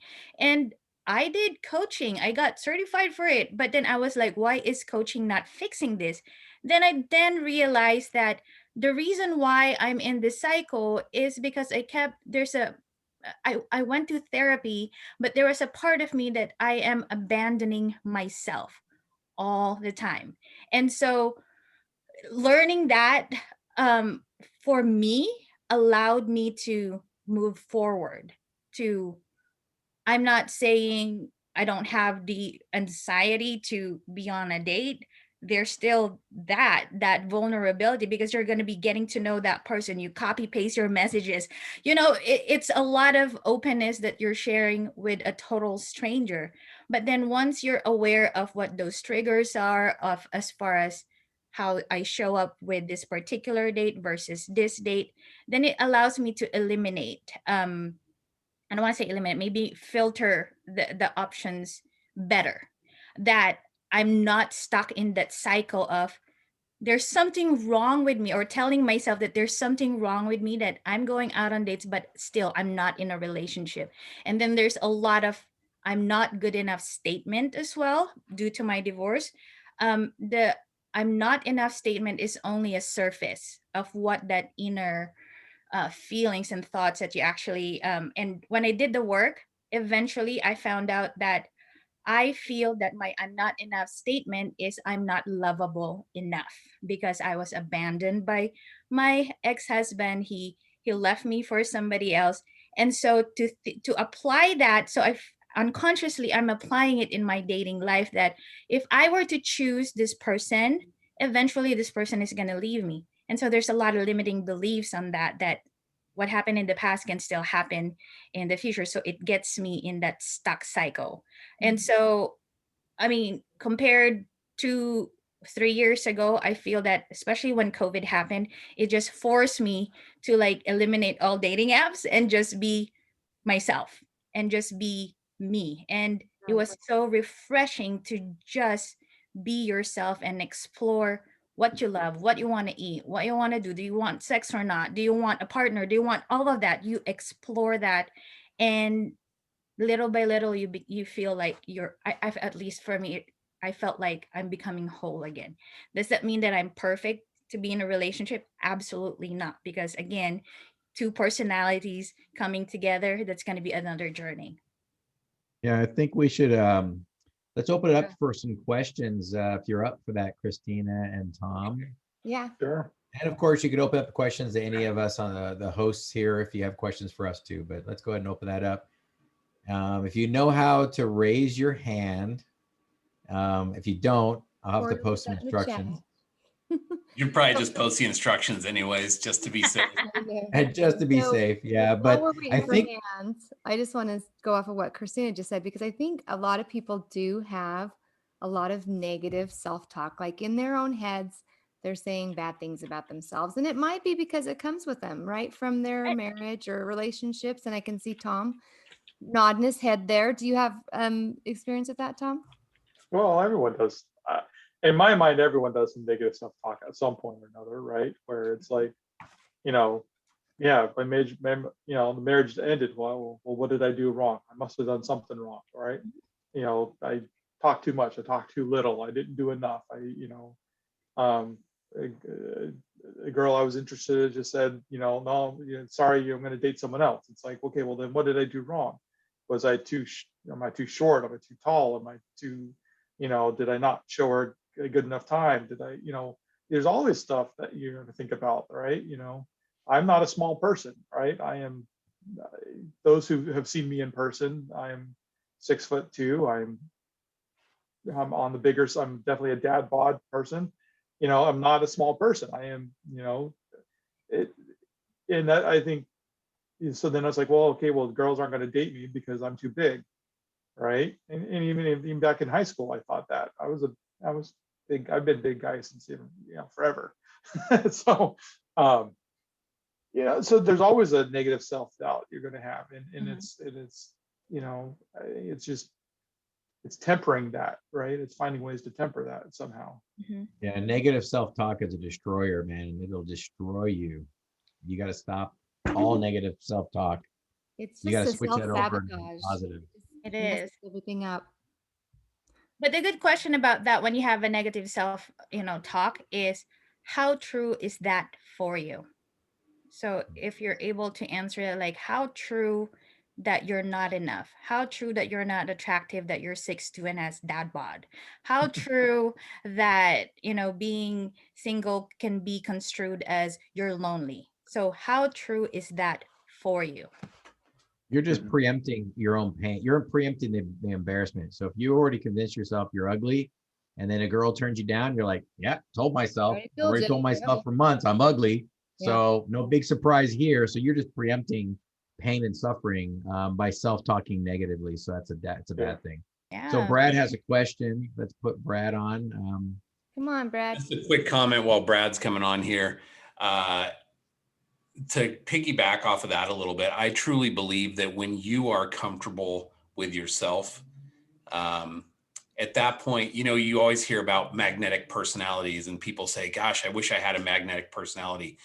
Everybody has a magnetic personality. The question is, what are you attracting? So when you're comfortable with yourself and when you're comfortable in that point where you can just say, I'm good. If somebody doesn't like me because I'm 6'2" and I have dad bod, all right, then they're just not for me. When you get to that point, you're going to find those people that are like, I don't care if he's got dad bod, 6'2", I love a tall guy, hey, sign me up. And you're going to attract the right people. Right. Yeah. All right, Brad, what's your question, bud? Oh. Yeah, did we scare you off, Brad? I know, Mike, he had his video going. Where'd he go? Brad's out of Back, here. Brad? Like, forget this. Brad. Yeah, where'd he go? I don't know. He was there. I saw him. He is there. Is he muted? Let's see, turn your video on so you can jump to the top of the stack. He was. He did turn it on and then he turned it off. His microphone's still on. It's not muted. Scary. Oh, There you go. There we go. Hey, Brad. Oh, we can't check hear your mic. You might be on a different mic. We can't hear you. Check your buddy. mic. You might be on like a headset or instead of on a tablet mic or a laptop mic. It looks like a giant spider on the wall behind you, Brad. Celeste would be freaking out right now, but Still can't hear you, Brad. I can see you talking, but we can't hear you. yeah. Yeah, he's doing his testing, but you got to click on the microphone and change it to a different mic setting. Yeah, there you go. Hey, we got Okay. Right. So I had my phone What happens on. when we have all these sound cards? Yeah. So this question's for Tom. It's been 3 years since I've been divorced, and part of healing is just taking time with your kids. For me, I lost my son, so I was at that point where I wanted to get in a relationship, but I've been kind of knocked down a bit, so I'm healing from that. But what are you doing to heal? What are you doing to find peace? We can't guarantee a second marriage. I think a lot of us want it. Those that have been divorced, those that haven't been married want, eventually I think want that, especially as LDS. But what are you doing to find that inner peace, to find the joy that, the godly joy inside, I guess? So that's a good question, Brad. So, obviously, Corey and Everett probably have their own opinions and things that they did. The things that I did, one was, like I said, I spent a lot of time working with my son and doing things with him, because that helped a lot. The other thing is I never lost my testimony or even thought twice about not going to church regularly. It just, I always have callings, and just do my work, do my thing. I had a few people I talk to regularly, not many. I don't have a lot of friends. I just have a few. There's a coworker I talk to all the time who's not a member of the church, but we talk to all the time. And it's just, I don't know.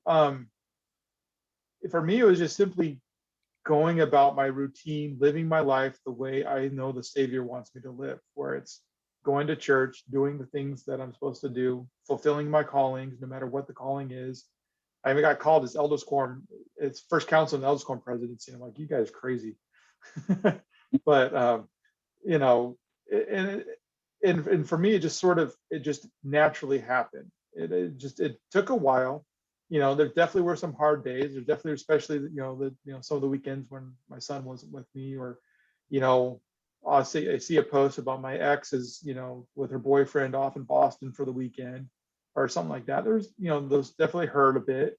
Feel a little lonely, feel sad. But for me, the big healing to get to the point where I'm comfortable dating, part of it was going on some bad dates and just like, hey, no, this just is, I'm just not there, and realizing that it's wrong. And two, it's just focusing on, I still have to live. I still have to pay my bills. I still have to do that stuff, and just focus on, all right, I've got the gospel in my life. I know the gospel.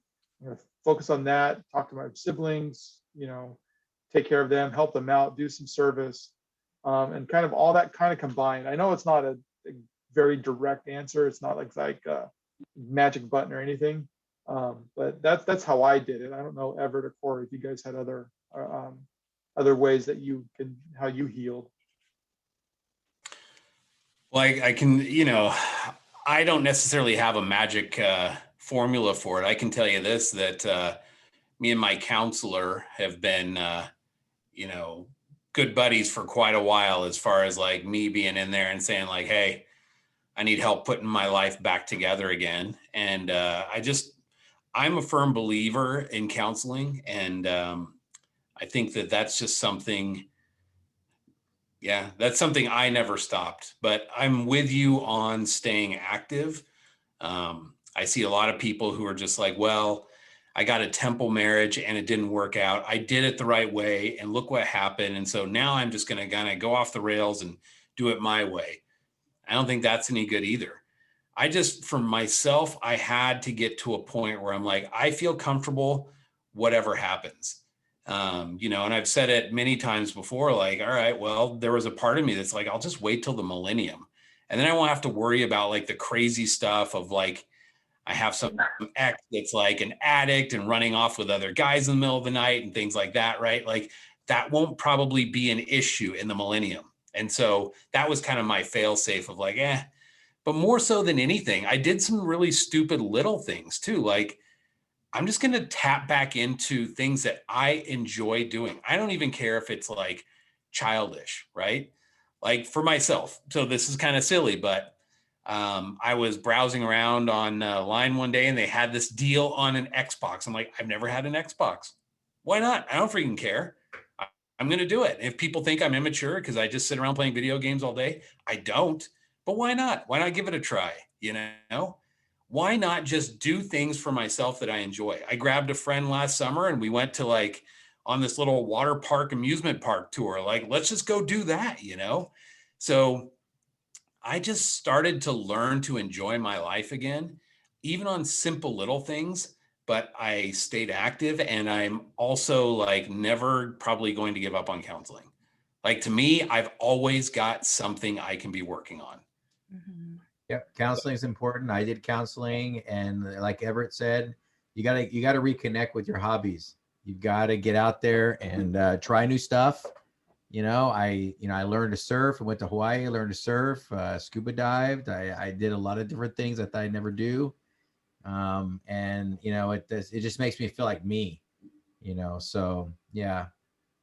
And, make sure you stay active in church. I think serving others and, really get you out of being kind of self-deprecating and even being selfish. If you can get out there and just serve, when they say, hey, who wants to help a sister move? Hey, I was the first guy to sign up and go help move boxes. I mean, it's not the best thing and the favorite thing to do in the church, but it got me in a different mindset when I would do that. So. You know why they really combined high priests and elders quorum, right? It's so that they had a bigger pool of people that would go help people move when they needed it. Gosh. I'm just saying, there's some truth to that. I swear, it's like in the handbook somewhere. Yeah, absolutely. So I just want to chime in here. So I agree, absolutely agree on the counseling. I went to 4.5 years of counseling. And yes, on paper, it's been just a short while since I've been divorced, but I did a lot of healing while we were separated and actually even before the separation. And a lot of that came from counseling. And a lot of that came with what I was just talking to Kristina about, the whole self-talk. Cognitive behavioral therapy, like being able to reroute the way you say things to yourself. Are you going to believe what your ex has told you about you? I opted not to. I decided, you know what? I'm just not going to believe him. I'm going to just see who I am and believe who I believe I am, and so that helped me a whole bunch. Letting go of all the gaslighting that came from my marriage, my 24.5-year marriage, was a lot. But once I started seeing myself the way I believed I was versus through his eyes, it helped me tremendously. So I would definitely say doing that, trying to reroute your thoughts about yourself is key. And I think also that's cool. healing, we have to think about healing as being willing to be uncomfortable, because healing is not comfortable at all. There will be happy times when you get the end result that you want, but when you're ready to be uncomfortable, that means that there's a part of you that's accepting that I'm willing to do the work. However you define the healing for yourself. Yeah, I've just gotten the crap beat out of me. So, divorce, relocation case. Mhm. My son passed away, and I just found out this week that my mom's probably going to die in 2 weeks. So, I'm so sorry to hear. Yeah, all that stuff definitely hurts. It definitely Mhm. hurts. Yeah. Ed, have you ever read that account? Well, first of all, have you ever read the Discourses of Wilford Woodruff? I have not. There is an account. I will see if I can find a link and I'll post it on here, of a story he shares of a Bishop Roskilly and a guy who comes back from the other side and basically interviews 3 people. He's like, we got some work on the other side. We're pretty busy. So I'm sent back to call one of you. And I've got to decide like who I'm going to call. So what do you got going on? And the guy's like, I'm really busy. Like, you don't want me, like, take one of the other guys, But it's a pretty amazing story. And he shares that to say, for us, it's hard in this life to lose somebody. But on the other side, it's just a calling. Like, I need you here to like fulfill this calling of whatever. And people are called back and forth from the other side of the veil all the time.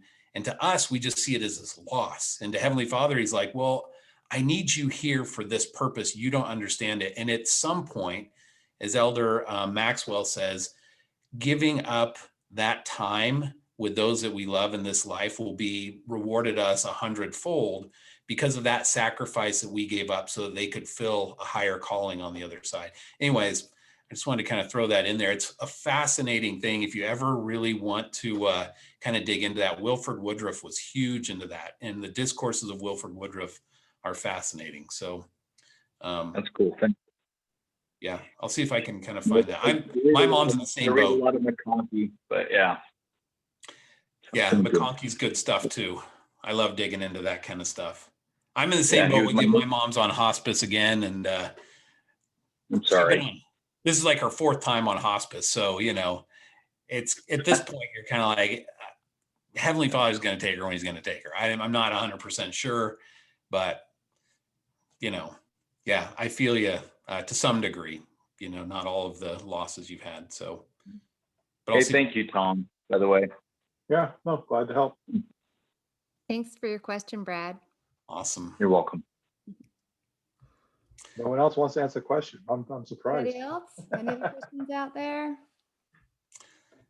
Well, Well, we're while kind of we're getting a waiting- little while we're long waiting. in the tooth here. I think we're kind of getting to that 2-hour mark. Yep. Yeah. And yeah, if nobody has any other questions, it's funny because whenever we get to the after party show, that's when people start opening up. So it's like they're like, I do have questions, but I'm gonna wait to ask them. Like they hoard them until like everyone's around, and it's like more comfortable to just. They don't want to have the question recorded. That's why. That's right. They Right. don't want it. Yeah. I was going to chime in. I actually did Oh, not good. do any counseling after a separation and divorce, and I never felt the desire or need to do any counseling. Like I said, I did some counseling way back when before I got married. I did a little counseling because I had some depression issues, or feeling a little depressed. I had a weird breakup, and then, like I said, my ex and I did a little counseling when we first got married, just kind of think things out. But ever since then, I've just never felt the need to do any counseling, and so take that as it's worth. I know everyone else loves counseling. I have never felt the need to do it. I have always felt, it's always good to have someone to chat with, some good people to confide in. But other than that, I think I felt I've been able to do everything I need to do without it. So that's just my say. So I know it's 4-on-1, but Yeah, just to put that out there. only Whatever works you for can you. say where your path is supposed to go. Yeah. Yep. That is absolutely right. Do you do journaling or anything like that, Tom? No, I actually Oh my gosh, how to survive. that would be a ball, don't. big old mess. But we I will say appreciate you this. coming on. I'm I glad to be love here. counseling to the point where I truly believe that I want to do counseling with my significant other before we actually get married and probably into our marriage for ways. And just even if we're not like conflicting or something, I think it's a healthy transition to have somebody who's trained to be able to say, I need someone to tell me I'm an idiot, like from time to time. My counselor's great at that. And I'm like, all right, cool, I'm an idiot. Like, I know I'm an idiot, but sometimes I don't know how big of an idiot. And he reminds me, and that's great. So there's nothing like paying somebody to tell you that you're like messed up. But I really liked what Kristina said, where you have to go through that pain, because the reason we have those problems is because we avoid the pain, right? That spot over there in my progression of whatever that is painful. I don't want to deal with it, or I'm just going to kind of ignore it. And so I don't address it.